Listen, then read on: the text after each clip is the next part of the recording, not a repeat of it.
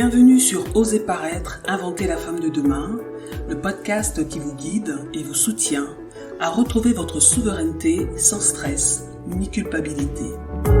Le podcast qui vous challenge et vous questionne pour vous aider à vous recentrer sur vous-même et vous réaligner pour créer la vie qui vous ressemble. Mon nom est Dominique. Je suis passionnée par les relations humaines et la façon de retrouver son pouvoir indépendamment de tout support extérieur. Dans chaque épisode, je vous partage les expériences qui m'ont permis de grandir, de retrouver mon pouvoir et d'oser me montrer, oser paraître avec authenticité.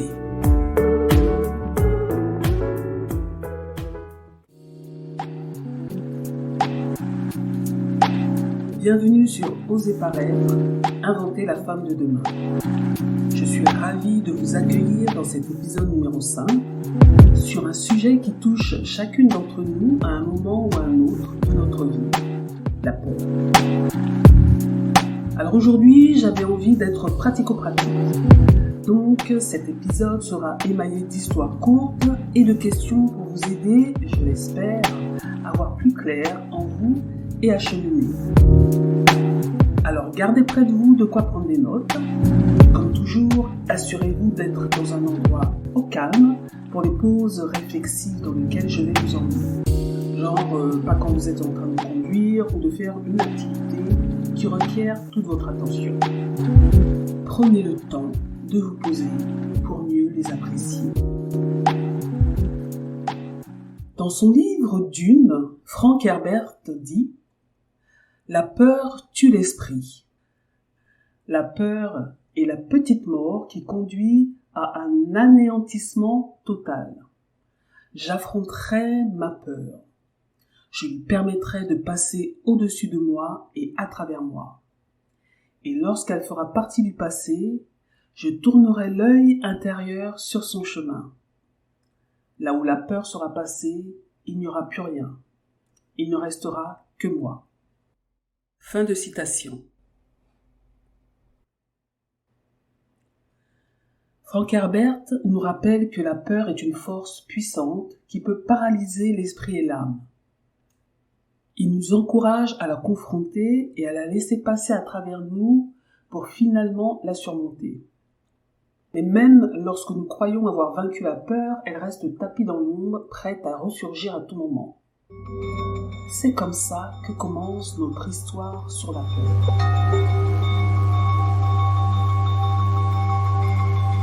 Elle est là, tenace, ténue. Elle veille, elle rôde comme un prédateur sur sa proie. Elle sait revêtir des atours charmants, séduisants, amicaux, illusoires, afin de mieux dominer, maîtriser, contrôler. Elle distille tantôt un venin, tantôt un somnifère pour mieux attraper son gibier. Elle épie les émotions, les élans de vie, les rêves, les envies. Ses griffes acérées enserrent le cœur, l'esprit, l'empêchent de respirer. Elle vole tous les espoirs. Elle hypnotise, elle tétanise. C'est terrible de ne plus avoir aucun espoir, aucun but, quel qu'il soit.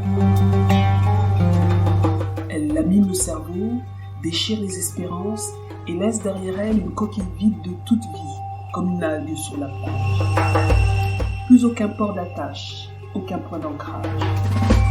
Elle fait voir les amis comme des ennemis et les ennemis comme des amis. Elle entre dans l'existence comme un voleur, doucement, sur la pointe des pieds.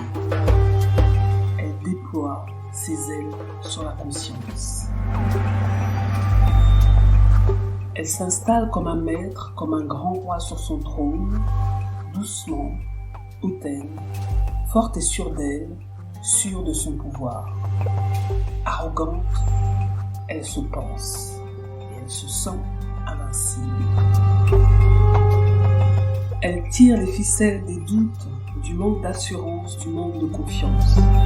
Elle sait si bien jouer telle une virtuose de l'ignorance, des errances et des incertitudes. Elle s'immisce dans chaque pensée, Elle se glisse dans chaque parole et sous-tend chaque action. Elle est le lien de la plupart des relations. Elle souffle le chaud et le froid. Elle sait doser espoir et désespoir pour mieux conserver son pouvoir. Elle alterne lâcher prise et contrôle.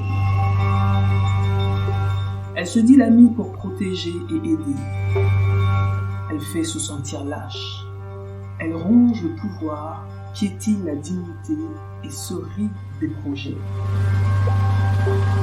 Elle est vile et futile et fait se sentir inutile et puéril. On se sent alors insignifiant, faible et dépendant. Elle ballotte d'incertitude en vaines impasses, et sans force, tremblante, avide de reconnaissance. Elle fait croire que sans elle, on ne peut vivre. Elle dit qu'elle est le garde-fou, le pilier, le soutien. Elle sème ses graines qui poussent ensuite comme de l'herbe folle. Elle perfuse son poison qui détruit toute raison. Elle se fait faussement humble, telle une servante pour mieux apprivoiser. Dès qu'on veut prendre son envol, elle raccourcit la laisse. Elle se fait faussement câline pour mieux m'amadouer. Elle se fait faussement mutine pour mieux me dévoiler. Elle se fait finement subtile pour mieux me posséder. Elle sait se rendre invisible pour mieux m'affamer. Elle fait se sentir indigne et rejette, désespérée.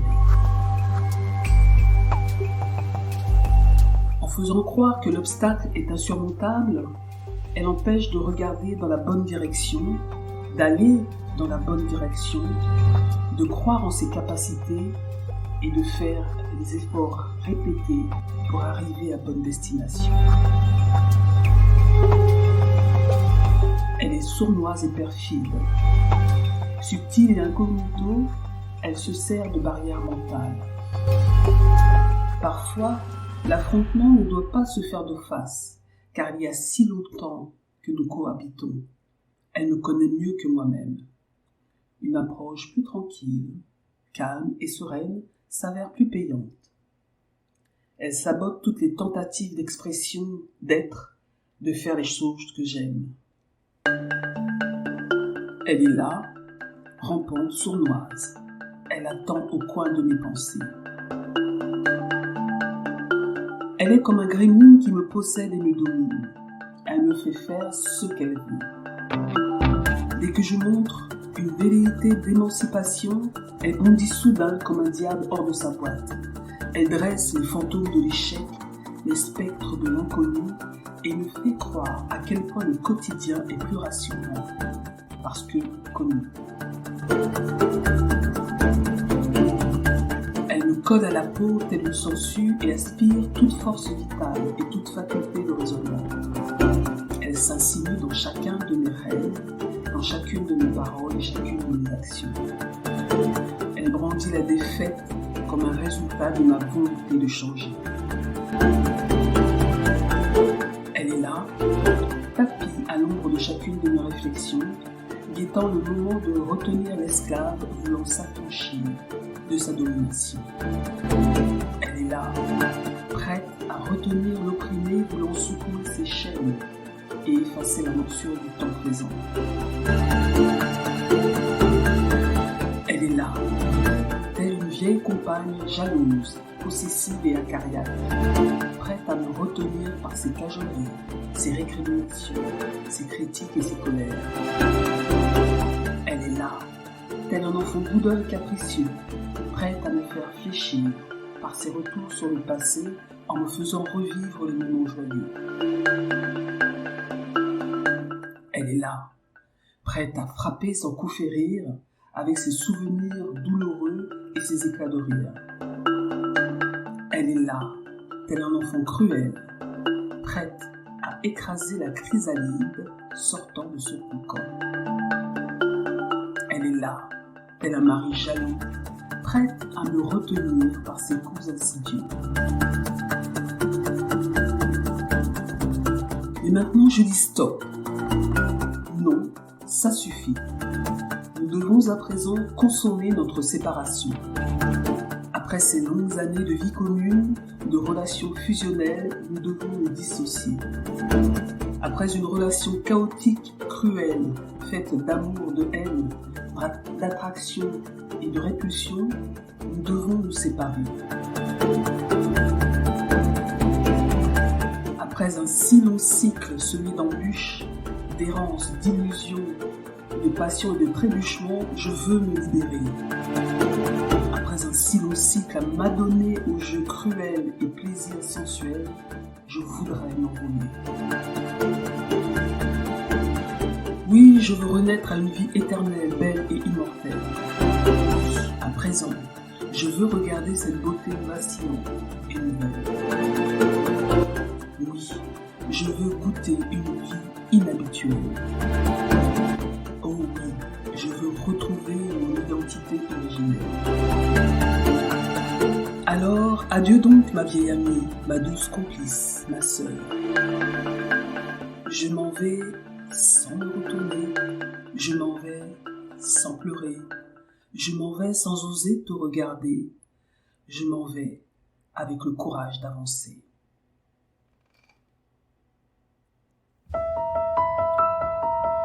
La peur est une émotion puissante qui peut paralyser, nous empêcher de réaliser nos rêves et même altérer notre qualité de vie. Elle veut nous faire oublier le présent, oublier l'avenir, rester avec elle dans le passé.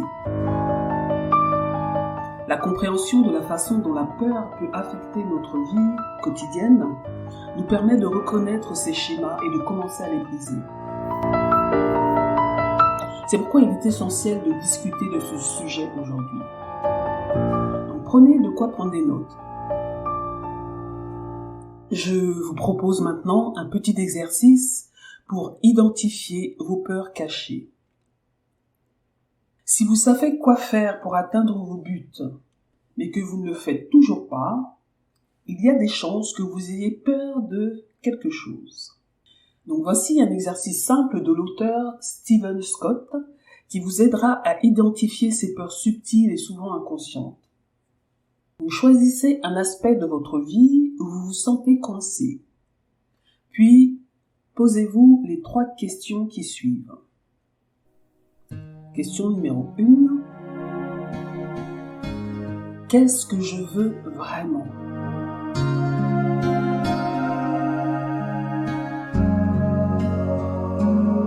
Question numéro 2.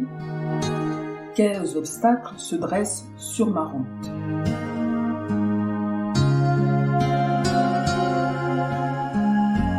La question numéro 3. Qu'est-ce qui m'empêche d'affronter ce ou ces obstacles ou de tenter de les dépasser ?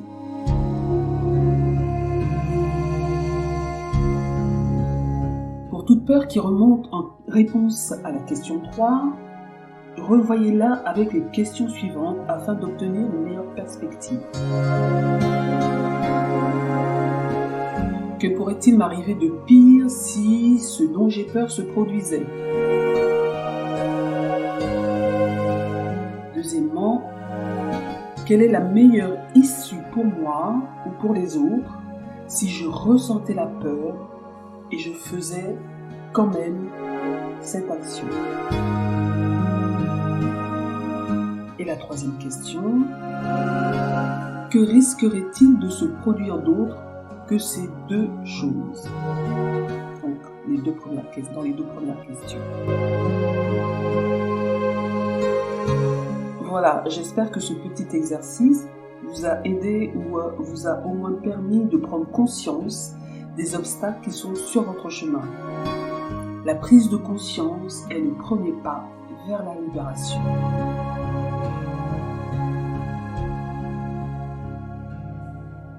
Et pourquoi est-ce si important de discuter de la peur ? La réponse est simple. La peur est omniprésente. Elle se manifeste dans nos vies de nombreuses manières, que ce soit la peur de l'échec, la peur de l'inconnu, la peur du rejet ou bien d'autres formes. Et elle se glisse insidieusement dans nos décisions, nos relations et notre capacité à atteindre nos objectifs. Alors je vais vous proposer un autre petit exercice qui pourrait vous aider à être plus en connexion avec vous-même. Donc c'est un exercice pour se connecter à son guide intérieur. Que se passerait-il si vous aviez quelqu'un dans votre vie qui marchait à vos côtés, vous aimait, vous soutenait, quelles que soient les circonstances ou vos décisions? Que se passerait-il si vous vous sentiez complètement en sécurité, aimé, approuvé et considéré? Quel défi seriez-vous prête à relever? Donc votre guide intérieur, c'est cette partie de vous qui est toujours présente, toujours aimante, toujours patiente et toujours là pour vous. Si vous ne l'avez jamais rencontré, prenez quelques instants maintenant pour le faire grâce à cet exercice.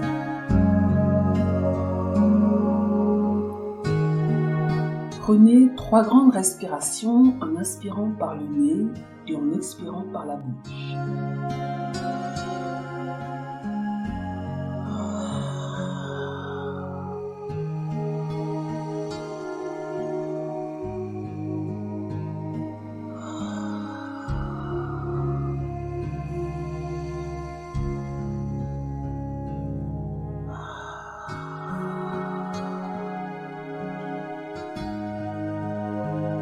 Laissez votre corps se détendre. Vous êtes calme, détendu, tranquille.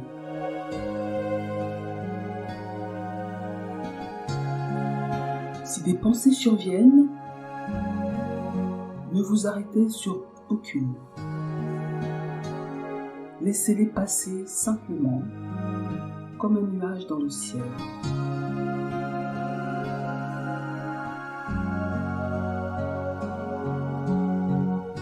À présent, imaginez que vous envoyez de l'amour dans chaque partie de votre corps. Allez dans chaque partie de votre corps jusqu'à ce que vous ressentiez des picotements des pieds à la tête. Vos orteils, vos mollets, vos cuisses, les hanches,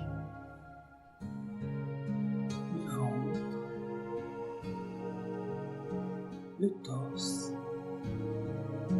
les épaules, les bras, les mains. Ensuite, le cou, le visage, les yeux, votre nez et votre cuir chevelu.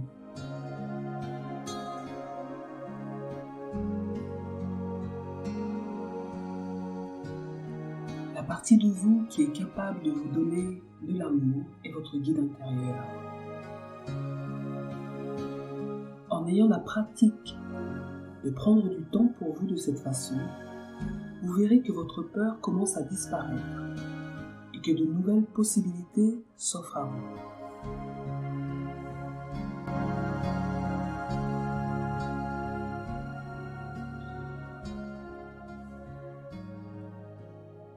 À présent, on va voir comment cesser de compter sur la peur pour se protéger. Enfant, on nous enseigne à avoir peur afin de nous mettre à l'abri. Plutôt que de prendre le temps d'expliquer les dangers et les nuances subtiles d'un vaste monde inexploré, nos éducateurs, nos parents, qui sont bien intentionnés, bien sûr, nous ont transmis une sorte de raccourci de peur dans une tentative désespérée d'assurer notre survie. Et naturellement, on se dit que la peur nous protège. Elle ne nous veut que du bien. Sherry Hubert, une professeure de méditation américaine de la tradition du bouddhisme zen, de l'école Soto, le souligne. L'intelligence est ce qui nous met à l'abri. Mais ce qui aiderait, c'est qu'on explique tout.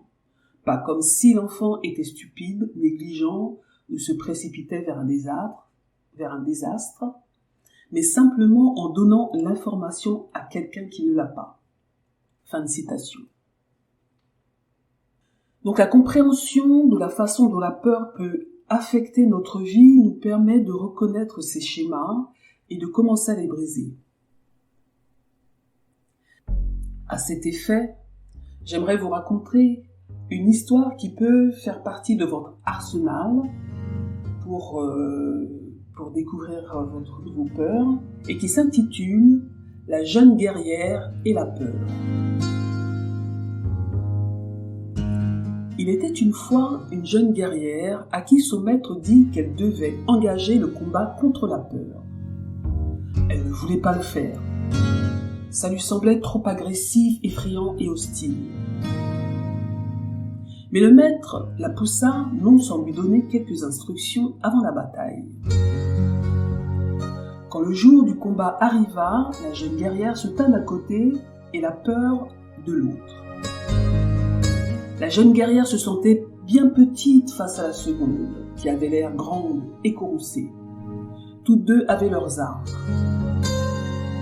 Mais il fallut faire le premier pas.